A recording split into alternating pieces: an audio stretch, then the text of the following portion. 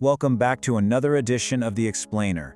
Today, we're dimming the lights, turning up the AC, and heading straight into the sweltering, hazy heat of rural Japan. We are going to completely dissect a terrifying modern myth, one that literally crawled its way out of the internet's darkest corners and cemented itself in the collective nightmares of millions of people. It's a story that plays right into our primal, hardwired fears of the unknown. We're talking about a creature whose very name sends shivers down the spines of anyone who knows the lore. So get comfortable, pay close attention, and prepare yourself, because today we are going to unravel the incredibly chilling legend of the Kunekune. Let me ask you something, and I want you to really think about it. What actually happens when you look at something you absolutely fundamentally shouldn't? I mean, picture this scenario. You're standing at the very edge of this massive, bright green rice paddy, right in the dead of summer. The midday heat is just oppressive.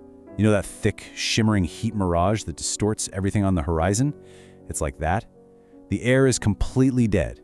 There is not a single breath of wind stirring the heavy atmosphere. But then, way off in the distance, you see something moving. It's this pale, impossibly skinny figure, just swaying and thrashing wildly against the stillness. Human instinct naturally begs you to squint, right? To focus in and try to comprehend what your eyes are struggling to process. But what if the very act of comprehension is exactly what dooms you? What if human curiosity, when it finally meets the truly unnatural, becomes the exact trigger for your own irreversible destruction? To truly grasp this deep sense of dread, we've got to go back to the original story that put this entity on the map. Picture an isolated, quiet farmhouse up in rural Akita Prefecture. The year is 2003. Two brothers are visiting their grandparents for the stifling summer holidays. The older brother is just absent-mindedly staring out a second-story window when he spots this bizarre, paper-white figure out in the distant fields. And it's thrashing around violently, twisting in these totally unnatural ways, which makes zero sense because there's absolutely no wind outside. So obviously intrigued and a little confused, he grabs a heavy pair of binoculars off a shelf to get a clearer look. He peers through the lenses, and instantly all the color just drains from his face. He drops the binoculars with a loud thud, collapses to the tatami mat floor, and just starts laughing. But it's not a happy laugh. It is this maniacal, hysterical laughter that holds absolutely no joy. Just pure, broken, unfiltered madness. And as he's violently laughing, his own body starts to writhe and twist on the floor, perfectly, horrifically mimicking the exact impossible swaying movements of whatever that white figure was outside. His mind was utterly shattered, broken into a million little pieces, just by seeing the entity's true form. This right here, this is the terrifying core of the legend we're dissecting today. Part 1. The Wriggling Terror. Okay, let's dive right into this. We felt a chill of the campfire story, but now it's time to systematically break down what this monster actually is. Let's transition from that visceral horror into an organized dissection of the entity itself. First off, it gets its name from its most terrifying and distinct feature, its impossible movement. Kunekune is essentially a Japanese onomatopoeia. It describes something that sways, twists, meanders, or wriggles uncontrollably. Witnesses almost always describe it as this tall, slender, humanoid shape, often blindingly white, almost looking like a massive piece of paper or a torn sheet of fabric, just standing motionless yet writhing in the distance of gardens, wetlands, or, most notoriously, vast, empty rice fields. The real horror stems from the fact that its limbs flutter and thrash incessantly. It looks like it's caught in a violent, invisible hurricane, even on days when the sweltering summer air is completely dead. Now, occasionally, though it's way rarer, people report seeing it in urban environments where it's said to appear pitch black. But that movement, that hypnotic, impossible, terrifying wriggling, that is always exactly the same. Now, if you ever find yourself staring across a lonely rural landscape in Japan, you absolutely must memorize these strict rules of survival. Step 1, noticing it from afar is generally okay.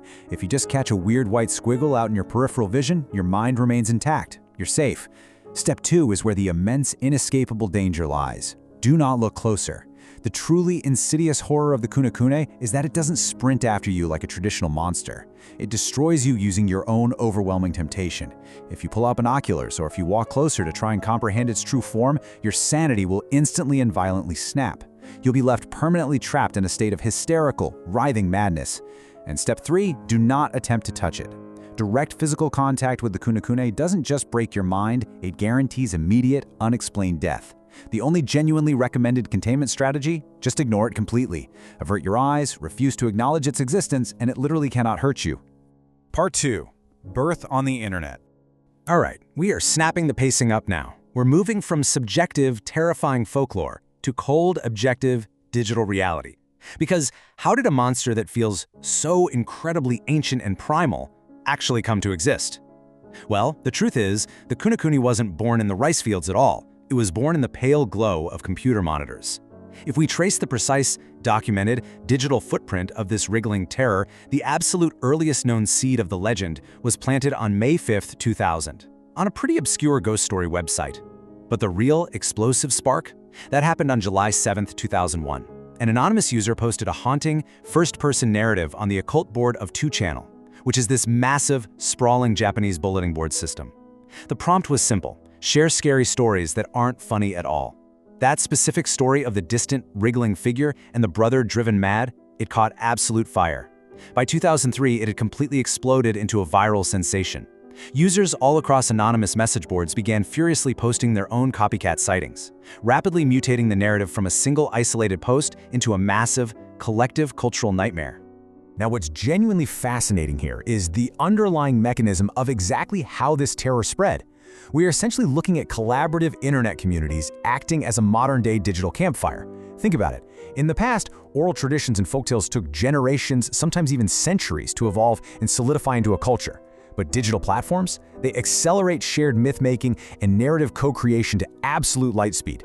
One person writes an eerie, compelling first-person account, and instantly dozens of others chime in across the country. They add their own unique twists, they establish those strict survival rules we just talked about, and they create a robust, deeply terrifying lore in real time. The Kunekune is, quite frankly, a masterpiece of crowdsourced horror. It was built layer by layer, terrifying detail by terrifying detail, by hundreds of anonymous architects of fear who are all working together without even realizing it. Part 3. Folklore meets the web. So, the truly crucial point here is figuring out how this internet creation actually functions within the much broader context of Japanese culture. We are basically looking at a fascinating, unparalleled bridge between the ancient spirits of the past and the hyper-connected digital anxiety of our modern world. You've likely heard of yokai, those traditional Japanese spirits, demons, and monsters that have centuries of defined, rigid history. They usually serve as cautionary tales or ways to explain unexplainable natural phenomena. The Kunekune, however, is classified as something entirely new, a digital yokai. Unlike its ancient, well-documented counterparts, it doesn't have hundreds of years of village lore behind it. It's a complete blank canvas. And because of that, it perfectly reflects a very specific, very modern anxiety, the deep-seated fear of the unknown in an age where we arrogantly believe we know absolutely everything. Its vague, featureless nature brilliantly allows anyone, anywhere, to instantly project their own deepest, darkest fears onto that distant, swaying white shape. And you know, this digital campfire story became so incredibly culturally potent, so unbelievably infectious, that it violently crossed over from anonymous text boards straight into mainstream media. The Kunekune has officially been immortalized in global pop culture. It was heavily featured in a truly chilling episode of the popular anime Yamashibai, Japanese ghost stories, specifically an episode titled Tormentor, which perfectly and horrifyingly captures that binoculars-induced madness from the original tale. Or hey, if you're a gamer, you might have actually fought this thing yourself. It shows up as demon number 044 in the critically acclaimed video game Bloodstained Ritual of the Night. It even serves as a terrifying dimension-hopping threat in the popular light novel and manga series Other Side Picnic. This massive media footprint proves definitively that a simple idea, born entirely in a web form, can wildly evolve into a globally recognized, deeply terrifying cultural icon. Part 4. The Science of Fear. Okay, let's pivot sharply here. We fully explored the myth, the visceral horror, and the media explosion. Now, as promised, we are going to dissect this completely objectively. We're going to vigorously shine the harsh, unforgiving light of science onto the Kunekune and totally explain away the supernatural horror. What is actually physically happening out there in those sweltering, isolated fields? Well, diligent researchers and skeptics have systematically listed the real-world visual phenomena that most likely sparked these initial sightings. First off, consider traditional scarecrows dressed in stark white clothing just flapping violently in a sudden breeze. Then there are wick drains. These are large, white vertical tubes used in wetlands for soil consolidation. From a distance, they can look oddly humanoid. But the absolute most compelling scientific explanation? That would be a physical optical phenomenon known as kagero, or extreme heat mirages. The brutal midday summer sun unevenly heats the still air directly above the flooded rice paddies. This creates severe optical illusions that actively warp the light, making distant, completely static objects appear to float, stretch, and wriggle undulatingly. Now combine this intense mirage with pareidolia, which is the human brain's hardwired, inescapable tendency to desperately search for human shapes and faces in random patterns, and suddenly, a shimmering heat haze over a simple white wooden post dramatically transforms into a twisting, demonic, writhing entity. And this brilliantly illustrates the profound connection between genuine physical danger and mythical curses. Let's look at the severe medical symptoms of heat stroke and hyperthermia.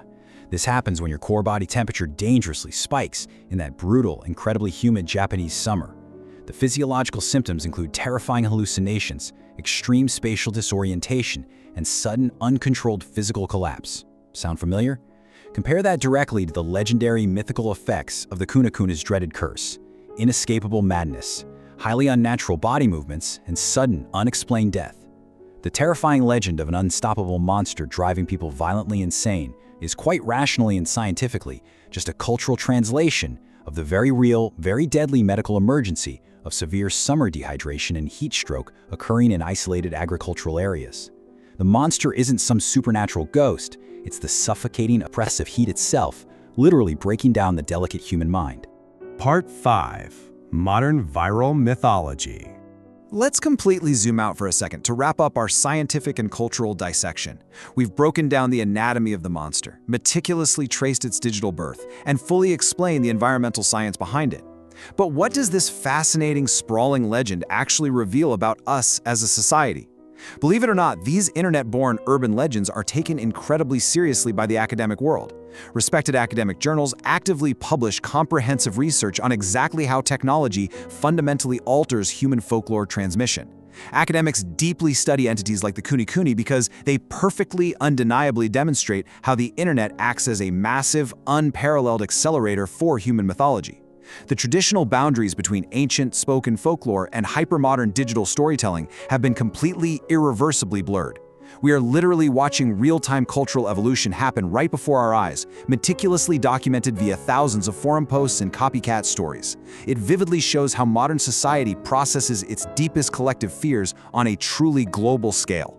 Which brings us to a deeply fascinating, incredibly insightful sociological concept known in Japan as kokoro no shohi. This roughly translates to mind consumption. It's this groundbreaking idea that, in an advanced modern age where our basic physical needs for survival are largely met and secured, we actually use the internet to collectively consume intense emotional experiences. Specifically, we crave the primal thrill of fictional trauma, dread, and fear. We eagerly share these terrifying legends, we obsessively read the horrifying eyewitness accounts, and we deliberately terrify ourselves on purpose, all from the absolute, guaranteed safety of our glowing digital screens. The Kunekune isn't just a simple, scary story to tell in the dark. It's a highly sophisticated psychological product that we willingly, hungrily consume just to feel something incredibly intense. We are all participating in this massive, multiplayer digital role-playing game of horror, experiencing the visceral dread of the unknown without ever actually having to step foot out into a sweltering, dangerous rice field. Which leaves us with one final, deeply lingering thought. I want you to truly, genuinely consider this as we close out today's explainer. We've just successfully used science and sociology to completely explain away the swaying white figure. We definitively know it's just a combination of heat mirages, pareidolia, and collaborative internet co-creation. But even knowing all of that logic, the mere image of the Kunekune still manages to give us profound chills, doesn't it? So is the true horror the fictional, writhing monster supposedly waiting for us out in the sun-drenched field? Or is the far more terrifying, inescapable reality just how incredibly quickly, deeply, and permanently a simple digital rumor can infect our collective consciousness? The fact that the internet can literally rewire our modern brains to deeply fear a totally harmless, swaying piece of white cloth. The next time you find yourself staring at something strange and unexplained in the hazy distance, maybe it's genuinely best if you just look away. Thanks for joining me on this explainer. Keep learning, keep fiercely questioning the world around you, and I'll catch you next time.